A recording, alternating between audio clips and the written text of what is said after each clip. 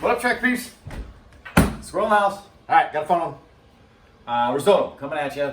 Didn't get a request for this. It's one of those, though, I do it periodically. You know, people's like, oh my god, that risotto is amazing. So I think it's one that people would like to have because it's really cool to kind of like clean out. I know I say that a lot, but get your leftovers out of there and stuff like that. It is, because there's no really written rhythm to it. You're going to do a base risotto, and then you can add stuff to it and complement it with what you got. You got cheese, great, throw some cheese in there. You got some leftover veggies, throw those in there. You want to do a root veggie one with goat cheese, great. You want to do sauteed veggie with cheddar, go to town.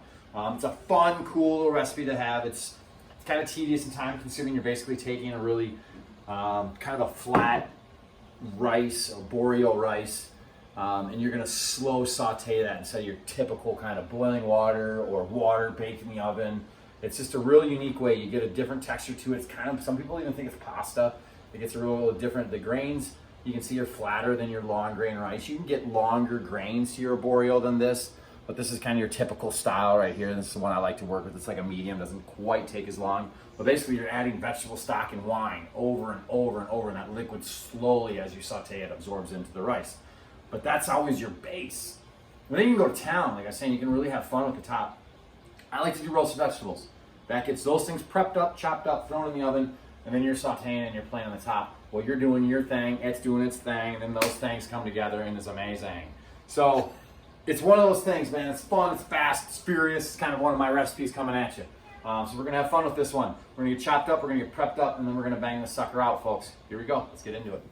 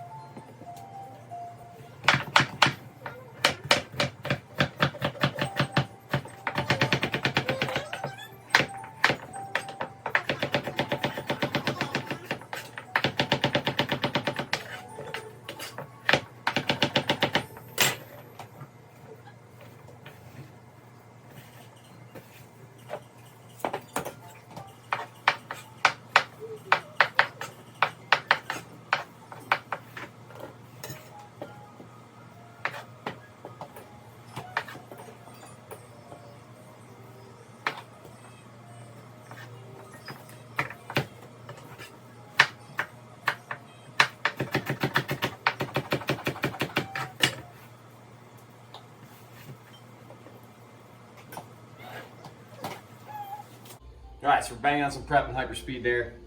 We got it all done up. So I don't know what your fridge looks like, but our fridge today had a little bit of leftover goodies. And like I was talking earlier, we got the roasted roots in one bowl because they're gonna take a little bit longer. So we want those sized accordingly to bake at the same time. And we got a little bit more of those. So I got butternut squash. I got a little carrot. I got some other fun stuff going in there. Yeah, sweet potato, butternut squash, and carrot. So for our root veggies there, get a little olive oil coat there. Oh, I'm actually gonna hit it with just a splash of some balsamic too. Get a little acid in there. Boom. And then just a kiss of some salt and peat. Sorry, we're gonna switch over to the stove here in one sec. Get our veggies in the oven and then redo our thing like they do their thing. So here we go. Real easy. You saw that. Some equally portioned chopped cuts there. Boom, done. Spread out thin. Oven roast. They're going in.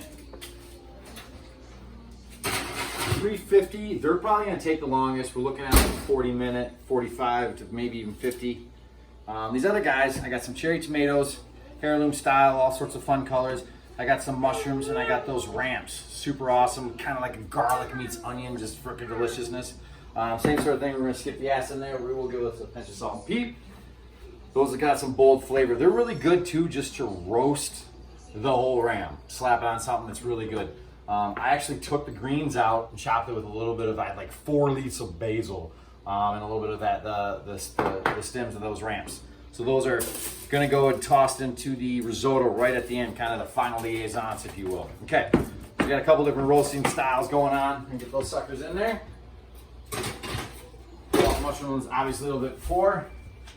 Well, let's get started on the risotto end of this. This is kind of a cool thing.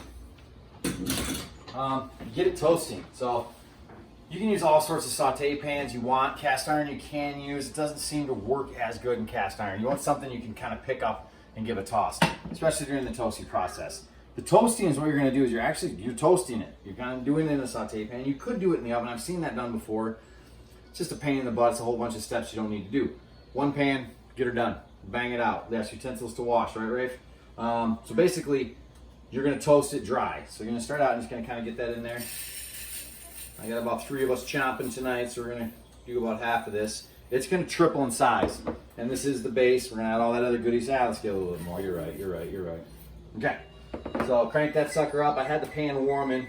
Get it warming. And then you're just gonna kind of keep an eye on it and toss. You're gonna see some color start to come to that rice. Like I said, this is a tedious process. It's kind of a tedious, let's do it. But it's amazing. So the texture of the rice is kind of determined on how you do.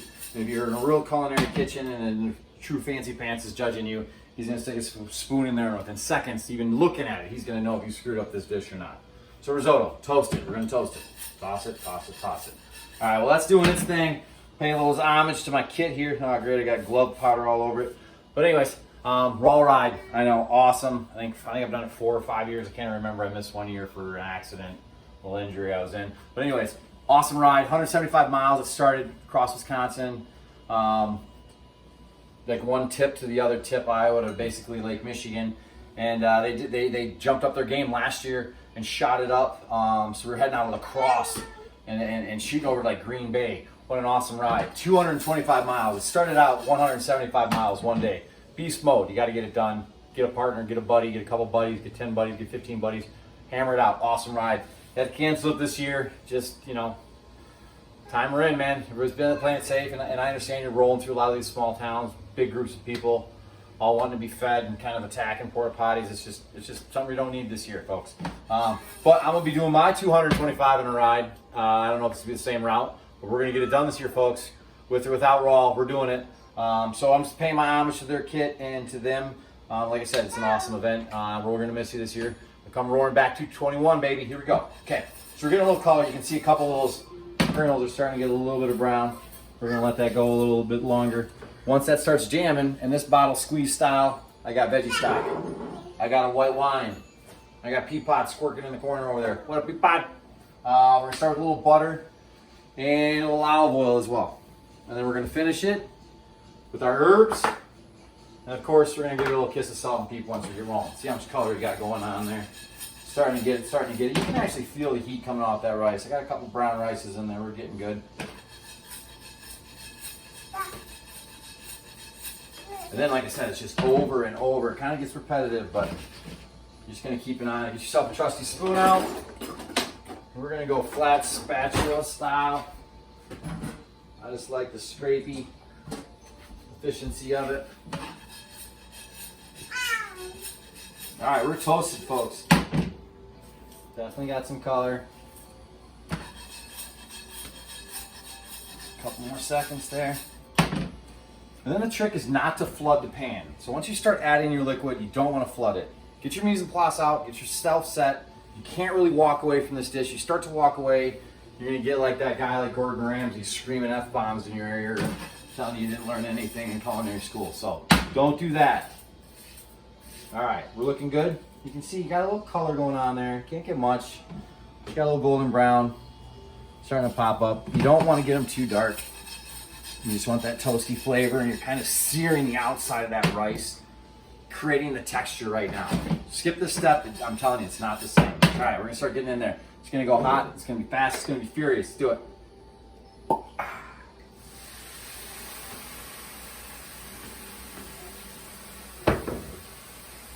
little lubricant going on. Boom, a little oil.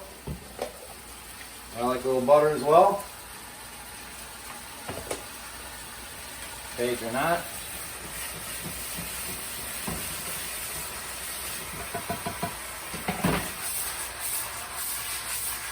And then, no joke, you're going to repeat this step over and over and over. Wine. Do a couple wines, get it started. Starting to steam that rice. Starting pulling all that liquid. We're still on a full steam, hot. Now we go to veggie stock. Now we're just going to continue to alternate. Use a spatula. You can toss it. You just want to keep it moving. You do not want this to stay stagnant at all. Burns super quick. Now you can see I just threw probably a half cup of liquid in there. It's going to keep sucking it up. We're going to triple the volume of this rice just by adding those liquids non-stop back and forth. Boom. And that's about as crowded as you want to get it. I kind of wanted to test it there just to show you. All right. We're good. You can see it already just gulping that stuff up. I could sit here some days, if you do a large batch at Trek, I might be there for 45 minutes to an hour just doing a giant rondo, like a big old beast. You kind of crank it all at once, hold it at like an al dente form, just like you would a pasta, and then reheat it. So it's kind of cool if you even wanted to do it, have a date night, get it going, and then come back and finish it off. You could totally do that. It holds well, spread it thin, let it chill quick, and then just bring it back. Don't let it sit there in like a giant bowl of, the center cooking a crab. Okay. But yes, this holds well, it sits well. Get it ready days ahead. I shouldn't say days, you know what I mean, a couple days. Okay. Over again.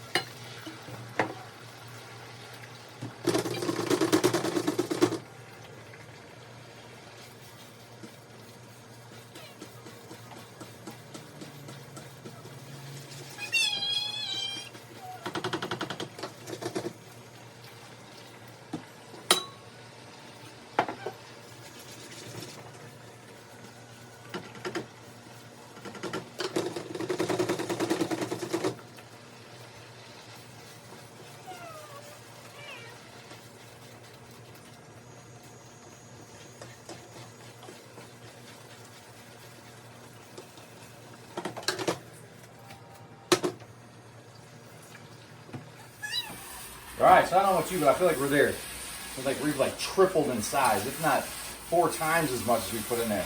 We started with about like 2 cups. You can tell we are there now. I mean, look at that thing. It's just freaking jumping out of the pan. All right, we got enough for 3 plus some. All right, we're gonna have leftovers. Too bad the wife doesn't like this dish that much. Key to this one is you wanna make sure it's al dente, just like you would a pasta. Go ahead and shut this sucker off. I feel like we're there.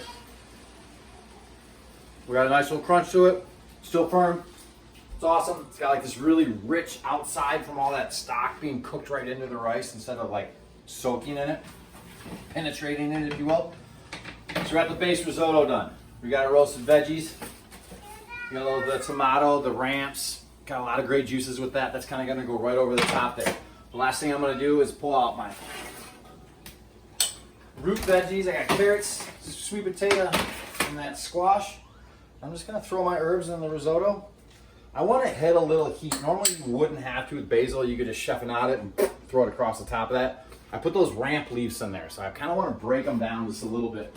And I also want that final liaison, so that kiss of that garlic / onion that the ramps bring, just kind of folded in there and just kind of giving a little bit of aromatic coming off the risotto. Awesome.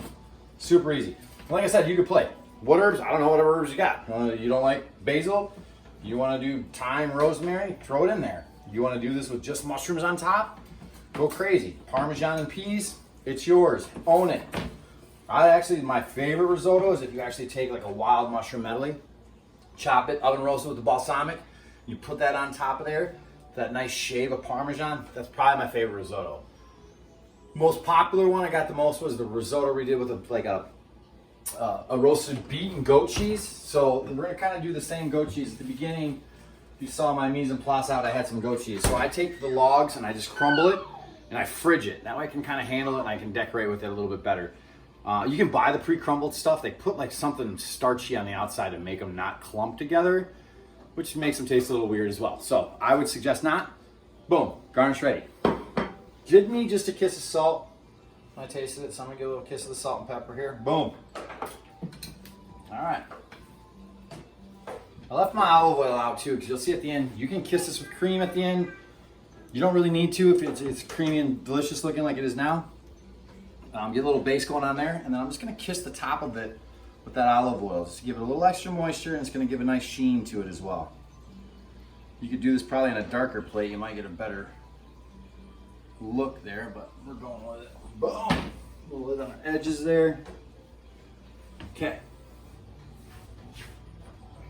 So I'm gonna use a spoon and kind of spackle those on top.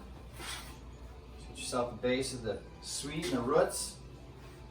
All that browned up goodness on top there. Goodbye. She loves this dish. I think we even got some toasted pine nuts kicking on. Kiss on those at the end. Kind of sprinkle the rest of those on there. So you're getting an even amount. You get some of those heirloom tomatoes and some of those mushrooms and the ramps. I mean, really, it's just that easy, folks. You're looking like a 4-star chef, man. You're cranking out risotto. I mean, I don't know what to tell you, but you're looking good to me. Boom! All right, we're gonna give it a kiss of the olive oil. A little of the crumbled goat. Heat, hopefully the residual heat from those veggies and roots there will start to melt that down just a skosh. All right. And like I said, I did have some roasted pine nuts. If you don't have roasted pine nuts, great. You don't like pine nuts, don't. You like almonds better, do. Like I said, this is such a fun dish, I think, is why I wanted to play with it with you guys, is because you can do so many variations of it. And it's kind of nice, like, crap, what am I going to do for dinner? You got a little rice in there, you got some leftover stuff dying, get rid of it. Boom, look at that, man. We are in there like swimwear, folks. Feeling good about that one. That is a good dish. It is delish. The recipe that's going to be thrown online will probably be the roasted beet goat cheese one, because it's the most similar to this. And then, like I said, you can variations of whatever veggies you want. This is awesome, folks. Keep the ideas coming. We're getting down to the tailwind of this. You're going to start seeing your bodies back in the building, hopefully pretty soon, which is going to be freaking awesome. So get them to me, man. We're dying down to time, so I need to see some recipes, folks. Mad love for my truck peeps. Can't wait, like I said, get you back in the building. Thanks, guys. Tune in next time.